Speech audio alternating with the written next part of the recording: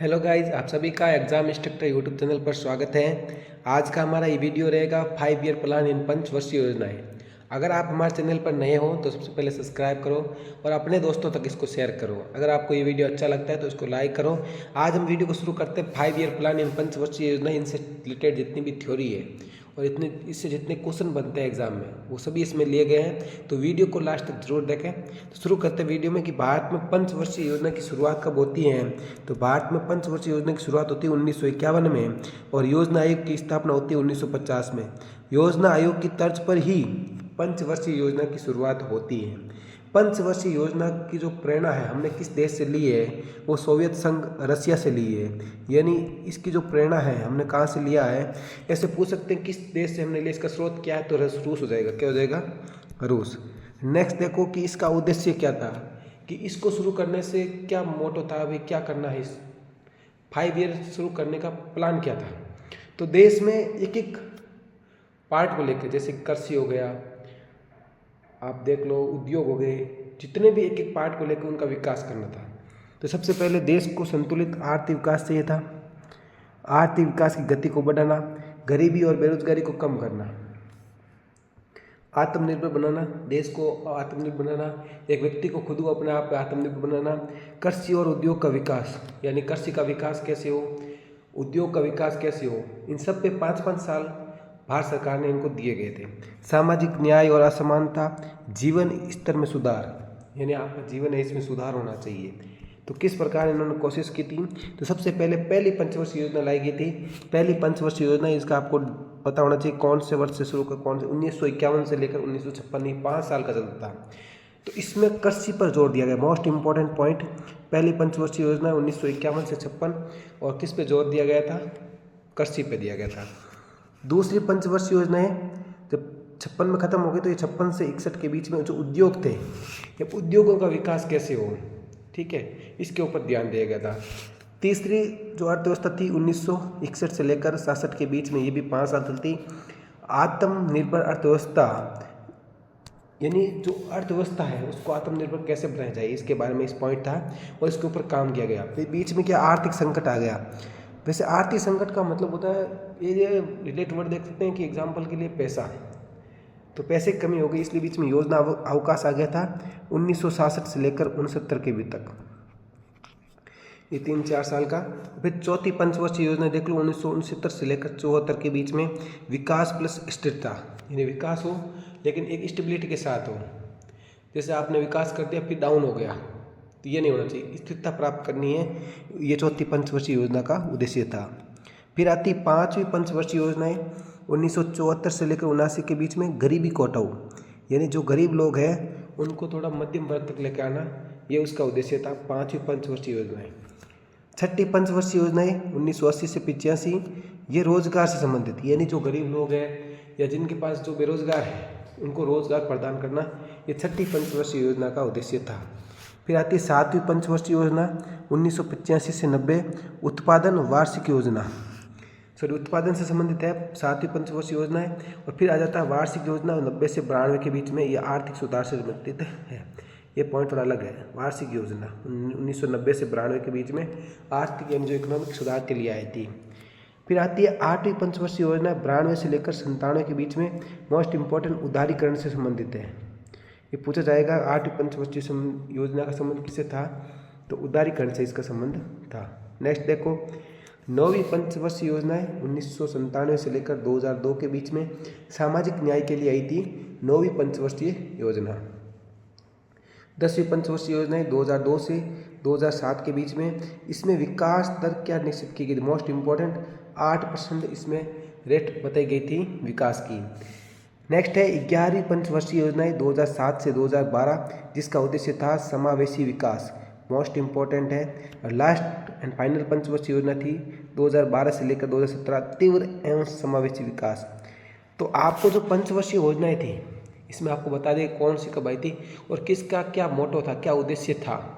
तो आपको सबको पता होना चाहिए कि कौन कब से कब तक थी और क्या इसका उद्देश्य था, बस इतना याद रखना, यहीं से क्वेश्चन बनता है आपके जितने इस पंचवर्षीय योजना से।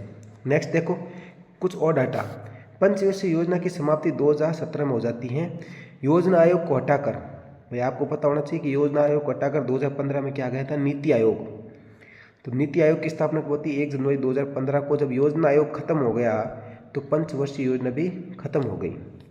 पहले पंचवर्षीय योजना के समय प्रधानमंत्री थे जवाहरलाल नेहरू और यही योजना आयोग के अध्यक्ष, यानी देखो भाई योजना आयोग हो चाहे नीति आयोग हो, इनके अध्यक्ष हमेशा जो प्रधानमंत्री होता है प्रेजेंट में वही होता है। तो उस टाइम प्रधानमंत्री थे जवाहरलाल नेहरू, तो उस टाइम योजना आयोग के अध्यक्ष जवाहरलाल नेहरू थे। अभी जैसे नीति आयोग के अध्यक्ष कौन होंगे, जो अभी हाल ही में प्रधानमंत्री जैसे नरेंद्र मोदी। पंचवर्षीय योजना का मॉडल वो सोवियत संघ रशिया से लिया गया था, ये बताया गया, मैंने आपको पहले बता दिया। अब मैंने कुछ क्वेश्चन लिए पंचवर्षीय योजना संबंधित, वो क्वेश्चन ध्यान से देखें। भारत में पंचवर्षीय योजना की शुरुआत कब हुई, 1951 में। आगे के क्वेश्चन देखना चाहते हो तो पहले वीडियो को एक बार शेयर करो, सब्सक्राइब करो। नेक्स्ट देखो, भारत की पहली पंचवर्षीय योजना का मुख्य फोकस क्या था, यानी किसको टारगेट किया गया था। तो पहली पंचवर्षीय योजना टारगेट की गई कृषि और सिंचाई पे। ये ध्यान रखा, हरित क्रांति जो आई थी ना हमारे भारत में, वो पहली पंचवर्षीय योजना की ही देन थी। नेक्स्ट देखो, योजना आयोग की स्थापना सब पता था 1950 में। भारत में पंचवर्षीय योजना किस देश के मॉडल पर आधारित थी, तो रूस के मॉडल पर आधारित थी। नेक्स्ट देखो, दूसरी पंचवर्षीय योजना का उद्देश्य जो उद्योग है, भारी उद्योग है, उनके ऊपर जोर दिया गया था। नेक्स्ट देखो, दूसरी पंचवर्षीय योजना किस मॉडल पर आधारित थी, this most important question, Mahalanobis model, बहुत इंपॉर्टेंट है महालनोबिस मॉडल। नेक्स्ट देखो, किस पंचवर्षीय योजना में गरीबी हटाओ का नारा दिया गया था, वो 5वीं पंचवर्षीय योजना, इसमें नारा दिया गया था गरीबी हटाओ। योजना आयोग की अवधि, प्लान हॉलीडे की जो अवधि क्या थी, 1966 से लेकर 1969 के बीच में योजना आयोग के प्लान हॉलीडे की अवधि थी। भारत में कुल कितनी पंचवर्षीय योजनाएं लागू की थी, तो आपको पता होना चाहिए 12। लास्ट थी 2012 से लेकर 2017, ये लास्ट पंचवर्षीय योजनाएं थी, ये भी आपको पता होना चाहिए। किस पंचवर्षीय योजना में आर्थिक उदारीकरण की शुरुआत की गई थी, मोस्ट इंपॉर्टेंट है, 8वीं पंचवर्षीय योजना में आर्थिक उदारीकरण, यानी जो उदारीकरण की नीति थी वो 8वीं पंचवर्षीय योजना में लाई गई।